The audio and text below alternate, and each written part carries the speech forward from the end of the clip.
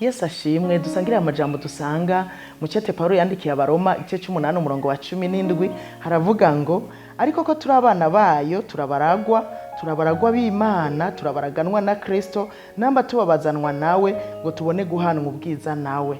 Dusangire ijambo rivuga ngo guharanira ubusamurarwa bwawe kugira ngo ivyo twarazwe muri Kristo Yesu bibe umugabane wacu birasaba ikiguzi hamwe n'ubutunzi bwose dufise muri Kristo Yesu. Paulo yarandikiye abaroma arababwira yuko n'imibabaro nayo bategerezwa guhwana nayo, na Yesu yaravyishuye Petero mu gihe ari karamubaza ngo mbega ko twahevye byose tukagukurikira tuzoronka iki? Yesu aramwishura ngo abahevye abavyeyi, abahevye abana, abagore, akazi n'ibindi bitandukanye bazoshumbushwa umurengera ariko bisukiranijwe no guhamwa. Murumva ko na Yesu yagabishije abigishwa biwe arababwira yuko bazohura n'imibabaro myinshi, kandi vy'ukuri ababigishwa batwitangiye imbere izi ntumwa za Kristo barahuye n'ibibazo byinshi cyane. Barahuye n'ibibazo by'ubukene, barahura n'ibibazo mu kibano, mbere bageraho bicwa, kandi barihanganye baremera barazira iryo zina.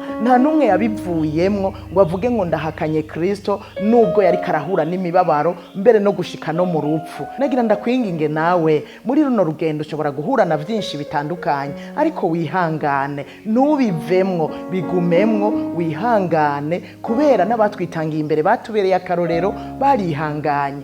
Ntuhavuba nka S.S.I. Usomye muri Waheburayo igice ca 12 umurongo wa 16 n'uwa 17 hise S.S.I.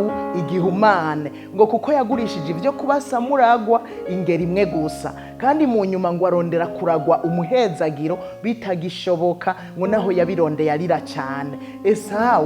mbega yabitewe n'iki kugira agurisha ubusamurarwa? Yabitewe n'inzara. Inzara y'umwanya muto ituma agurisha ubusamurarwa bwiwe utwo kurya dukeya, mbere ahandi ho bavuga ngo umufa, ibiharage. Agurisha ubusamurarwa bwiwe, mu nyuma aza kwicuza, aza kurondera kuyora yamaze gusesa ubusamurarwa yaramaze kubugurisha na mwene wabo Yakobo. Ararira kugira mbasaro nk'umuhezagiro, ntivyigeze bishoboka kubera yanjanjwe. Rero nagiye gusanga kwanjanjwa ariko kwatumye S.S.I. ahomba ivyo kubasamurarwa. Nuko rero jewe nawe twiyubare, tube maso. Ibibazo bitoya canke akabazo gato nikagutume uhomba ivyo kubasamurarwa, nikagutume usanga wabivuyemwo. Ntusamare rero ngo wanjanjwe ku vyo kubasamurarwa.